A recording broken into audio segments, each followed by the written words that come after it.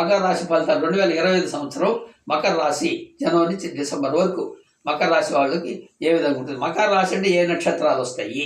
ఉత్తరాషాఢ 2, 3, 4 పాదాలు, శ్రవణం మొత్తం, మరియు ధనిష్ట మొదటి 2 పాదాలు. అంటే నామాక్షరాలు ఏమిటి? భోజా జీ, జూజే జోఖ, గా గీ, జానికమ్మ, గాయత్రి, గీతాంజలి ఇటువంటి అందరూ వస్తారన్నమాట. ఆదాయం 8, వ్యయం 14, రాజపూజ్యం 4, అవమానం 5. ఈ రాశి వాళ్ళకి ఏలినాటి శని ప్రభావం అంతగా లేనప్పటికీ రాహు వల్ల కొన్ని ఇబ్బందులు ఉన్నాయి. ఈ రాశి వాళ్ళకి కొన్ని తప్పవు ఇబ్బందులు. ఇది ఇంచుమించు పరీక్షా సమయం అనుకోవాలి. ఈ మకర రాశి వాళ్ళు ఇంచుమించు ఈ సంవత్సరంతో పరీక్షా సమయం. పరీక్ష కష్టంగా ఉంటుంది, తర్వాత విజయం సాధిస్తారు. పరీక్షా సమయం అంటే నలిపారేస్తాడని కాదు. పరీక్ష సమయం అంటే ఎదుర్కోవాలి.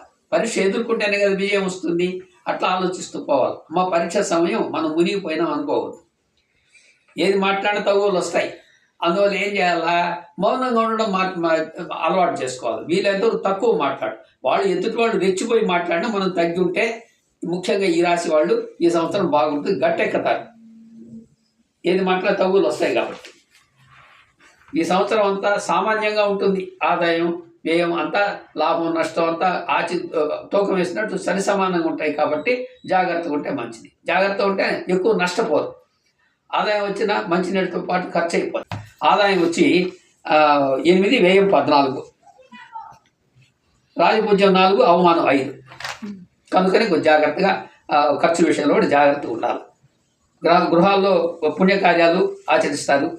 చపల బుద్ధి, చేసిన మీద మర్చిపోవడం, మిత్రులకు అపకారం చేయడం వంటివి వీళ్ళు చేస్తారు ఈ సంవత్సరం అని అనిపిస్తూ ఉంది. అవి చేయకుండా జాగ్రత్తగా మన ధర్మమే మనల్ని కాపాడుతుంది అనే బుద్ధితో ఉండాలా.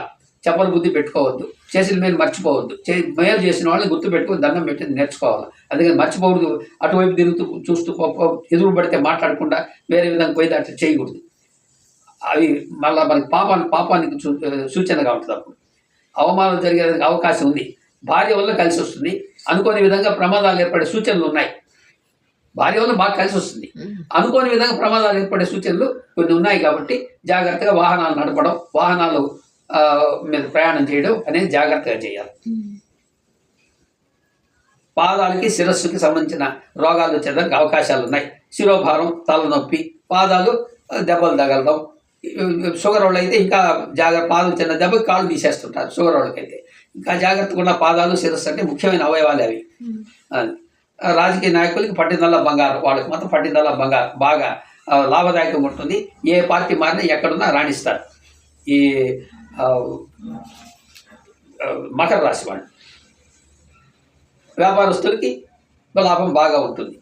ఈ విధంగా అది తీసుకుంటూ పోవాలి. విద్యార్థులు కష్టం చేయాలా, కష్టం తగ్గ ఫలితం మాత్రం తప్పకుండా పొందుతాడు. ఆది, మంగళ, బుధ, శనివారాలు యోగదాయకంగా ఉంటాయి. ఈశ్వరుడికి రుద్రాభిషేకం చేస్తూ ఉండడం, శనిశ్వరుడికి తైలాభిషేకం, ఈ 2 చాలా ముఖ్యం. ఏ రాశి వాళ్ళకైనా ఇవే రెమెడీస్, పరిహారాలు ఇవే. మీకు శనివారం పోయి ఉదయాన్నే 7 గంటల లోపల, ప్రతి శనివారం ఉదయం 7 గంటల లోపల తైలాభిషేకం శనిశ్వరుడికి. అమావాస్య రోజు తైలాభిషేకం చేయండి. శనిశ్వరుడికి చాలా మంచిది, చాలా యోగదాయకంగా ఉంటుంది. ఈశ్వరుడికి అభిషేకం చేయించగలిగితే నెలకు ఒకసారి చేయించండి, మంచి రోజు చూసి. లేదా ఎప్పుడు ఈశ్వరనామస్మరణ, వెంకటేశ్వర స్వామి పూజ, శని నవగ్రహ ప్రదక్షిణాలు, విఘ్నేశ్వరుడికి ముందుగా దండం పెట్టుకొని ఆయనకి క్షమాపణ చెప్పుకోవడం ముఖ్యం. విఘ్నేశ్వరుడు క్షమాపణ చెప్పుకోవడం ముఖ్యం. అది చేస్తూ ఉంటే ఎవరికైనా కూడా, ఏ రాశి వాళ్ళకైనా కూడా ఇది కామన్గా ఉపయోగించవచ్చు.